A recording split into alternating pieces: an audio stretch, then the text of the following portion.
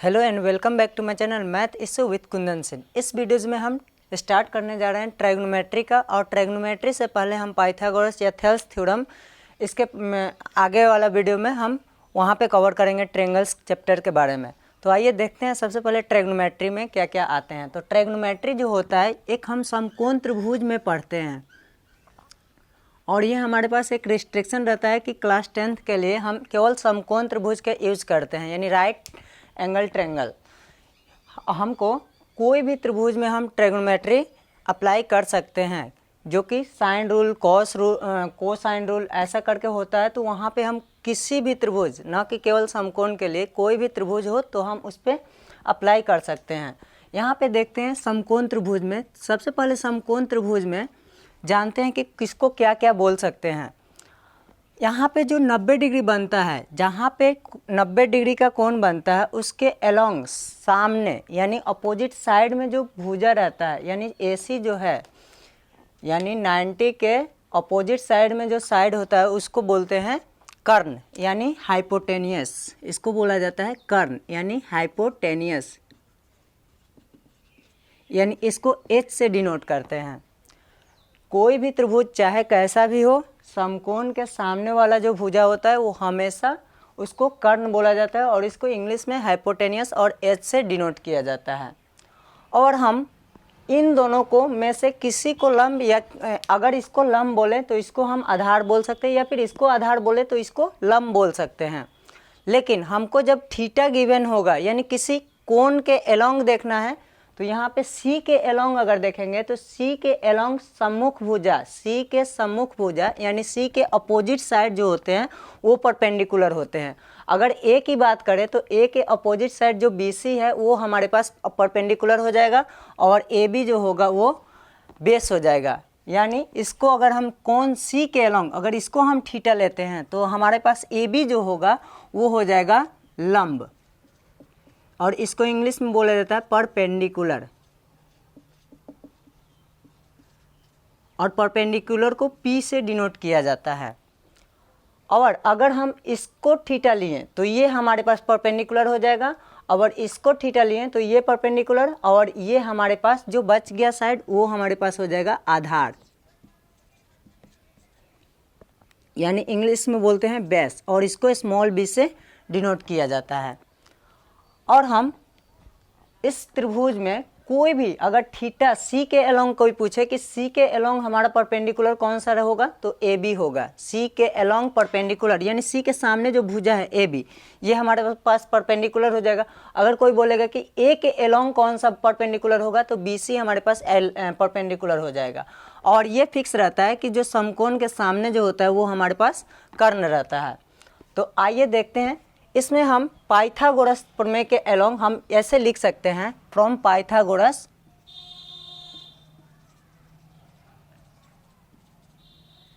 Theorem, यानी Pythagoras theorem के along. Pythagoras theorem क्या होता है, किसी समकोण त्रिभुज में कर्ण का वर्ग अन्य दो भुजाओं के वर्गों के योग के बराबर होता है। तो हमारे पास कर्ण H है, तो हम यहाँ से लिख सकते हैं H स्क्वायर, यानी कर्ण का वर्ग यानी स्क्वायर इज इक्वल टू लंब स्क्वायर प्लस आधार स्क्वायर, यानी P square plus B square.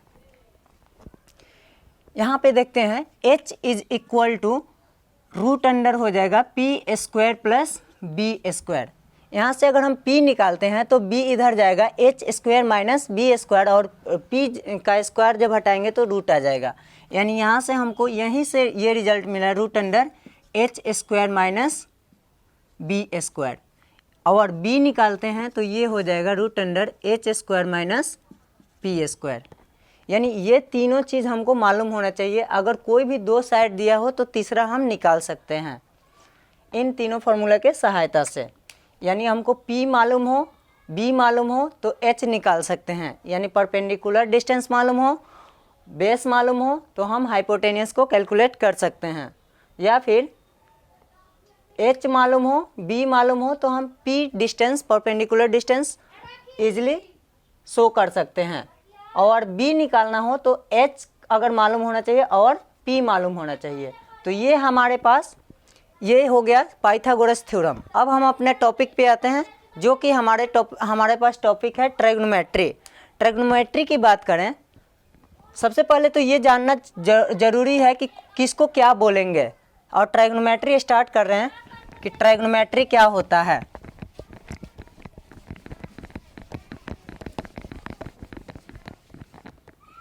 ट्रायगोनोमेट्री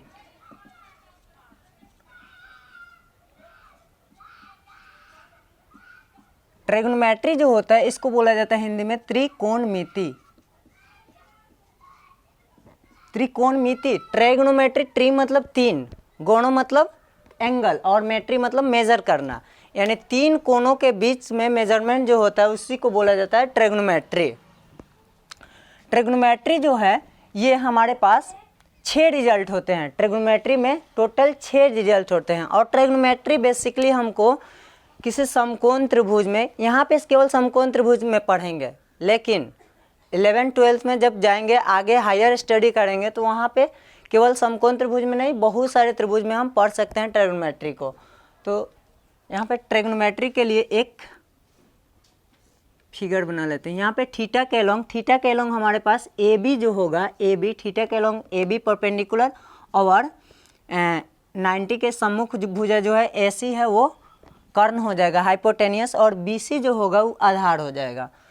तो हम लोग ट्रायगोनोमेट्री में 6 रिजल्ट पढ़ते हैं, 6 रिजल्ट पढ़ते हैं। और ट्रायगोनोमेट्री जो होता है relation between, trigonometry is relation between sides and angle, यानी एंगल किसी समकोण त्रिभुज में कोण और उसके साइड के बीच के रिलेशन को शो करता है। तो आइए सबसे पहले देखते हैं, ये हमारे पास इसमें अगर साइड का रेशियो बांटे तो 6 प्रकार से हम बांट सकते हैं। चलिए देखते हैं। सबसे पहले अगर हम ए बी बट्टा A B divided by A C करें, A B divided by A C is equal to होता है साइन थीटा, यानी साइन थीटा की बात करें तो ये साइन थीटा जो होता है ए बी यानी पी बी, और ये हमारे पास एच होता है। तो sine theta is equal to P by H होता है फर्स्ट। और इसको पहले के मैथमेटिशियन ने SINE लिखा करते थे, आगे चलकर इसको SIN केवल लिखा गया। ठीक, नेक्स्ट देखते हैं। दूसरा नंबर होता है अगर हम BC यानी इसको और इसका रेशियो ले सकते हैं, यानी BC divided by AC is equal to, इसको लिखा जाता है cos theta is equal to होता है cos थीटा। BC क्या है हमारे पास, B है, और कर्ण क्या है, H है, यानी B बाई एच। और इसको पहले के मैथमेटिशियन ने कोसाइन लिखा करते थे, COSINE, कोसाइन। नेक्स्ट देखते हैं। नेक्स्ट इसका और इसका रिलेशन हो गया कि ये और इसका रेशियो, ये और इसका रेशियो। अब हम निकाल सकते हैं इसका और इसका रेशियो निकाल सकते हैं, यानी AB divided by BC is equal to हो जाएगा tan थीटा, यानी थीटा के अलोंग tan थीटा, और tan थीटा हो जाएगा P बाई B। उसके बाद में हम इसको उल्टा करके हम अपना रेशियो बना सकते हैं। जैसे इसको हम AC बाई AB भी तो लिख सकते हैं,